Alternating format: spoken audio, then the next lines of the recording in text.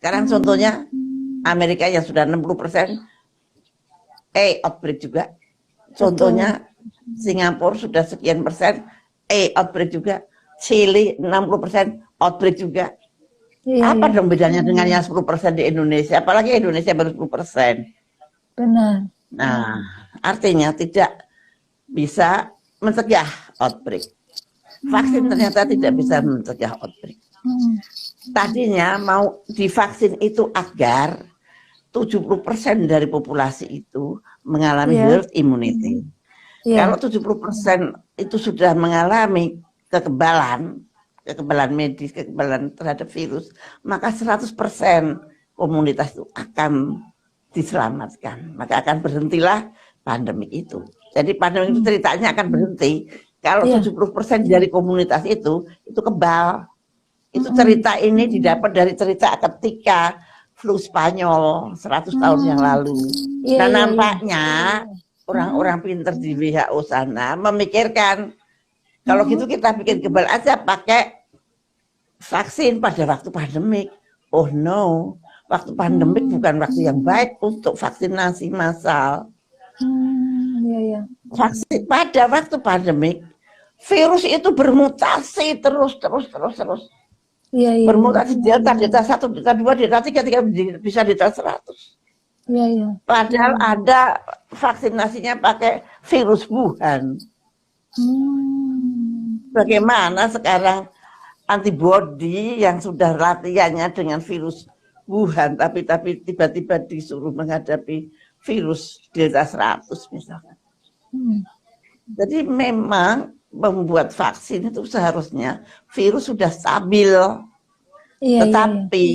Tapi mungkin ada ahli-ahli, mungkin Fauci, Profesor Fauci atau siapa yang menentukan, yang kenakan sama Fauci yang sedang dituntut. Nah, Menteri Kesehatan ya di NIH, dari Menteri Kesehatan. Nah itu dari NIH ya. Nah itu kalau apa namanya, kalau dia berpikir tak bikin kebal 70% dengan vaksin. Oke, semua divaksin nih sampai 70%. Lupa dia, vaksin tidak ada yang mempunyai efikasi 100%. Kekebalan yang sejati itu kekebalan setelah menderita. Survivor. Jadi kalau Anda menganjurkan ayo vaksin, saya nggak ngerti untuk apa gitu. Ya karena Bu, saya juga dapat ya mungkin memang kita harus banyak ya baca, banyak belajar, banyak tahu. Bukan hanya satu, bukan dari satu orang, beberapa orang. Ya, betul. Ya bahwa untuk mengatasi untuk penjagaan pandemi COVID itu jangan tertular, harus memberikan diri untuk divaksin gitu loh. Jadi sebetulnya vaksin itu untuk mencegah kalau nanti ada gelombang pandemi kedua, ketiga. Tapi virusnya stabil dulu. Kalau belum stabil, nggak ada ilmunya. Saya waktu aku sekolah untuk jadiin vaksin, mungkin ini temuan baru yang saya belum baca. Mungkin. Jadi selama ini di dunia belum pernah ada vaksinasi yang seperti Pfizer, yang seperti Moderna, seperti AstraZeneca, itu teknologinya sama sekali belum pernah digunakan. Inilah percobaan pertama di dunia. Apakah vaksin dengan cara Pfizer, cara AstraZeneca itu berefek jangka panjang apa tidak? Berefek jangka pendek seperti apa, berefek jangka panjang seperti apa?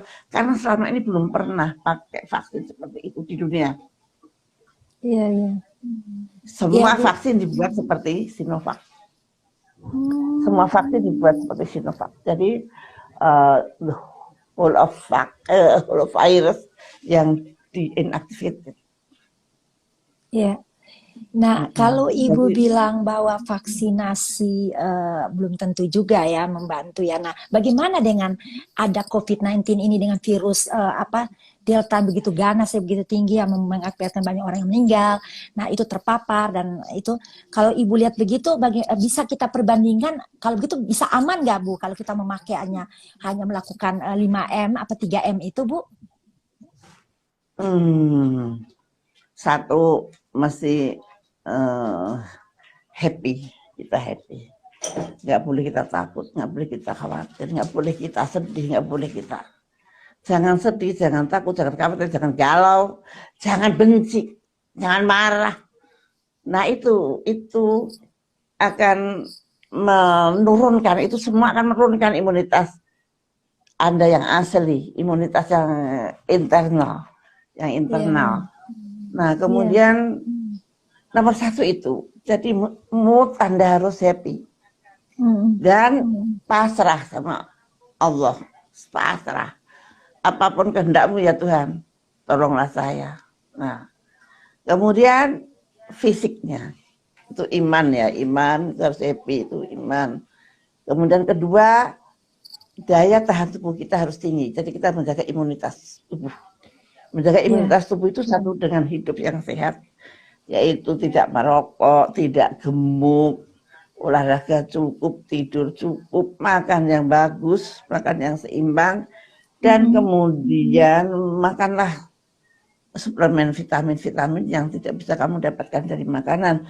Misalkan vitamin D3, you masih berjemur, tapi susah toh sebenarnya, lebih baik makan D3, jemurnya monggo-monggo saja. Nah kemudian vitamin C, vitamin E itu harus kalau perlu pemerintah memberi. Karena pemerintah tidak akan pernah tahu kapan akan ada outbreak lagi.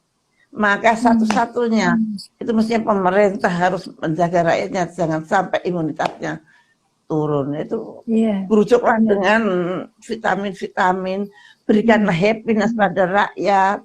Rakyat jangan ditakut-takutin, rakyat jangan dikejar-kejar, ada yang dikejar-kejar untuk vaksin. Sampai vaksinnya datang ke rumah, ayo siapa yang mau vaksin? Itu kan nakut-nakutin, ya Allah. Nah, itu membuat orang tambah sakit. Nah, itu makanya bikinlah ya pemerintah, bikinlah rakyat happy. Satu, jangan takut-takutin. Dua, berikan harapan bisa jualan lagi, bisa ke pasar lagi dan sebagainya. Itu satu, dua, tiga. Nomor tiga, prokes harus dijalankan. Harus 3M, 5M, harus lebih disiplin.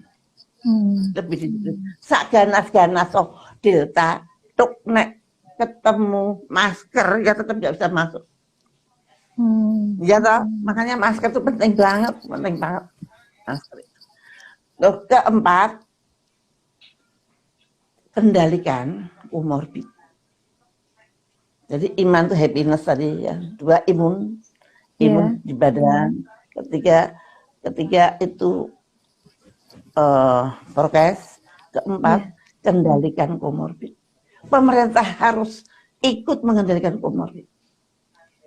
Semua yang komorbid harus kontrol ke puskesmas, gratis, dikasih obat, kasih vitamin D3 yang tinggi. Ya, itu jadi kita membangun benteng diri sendiri.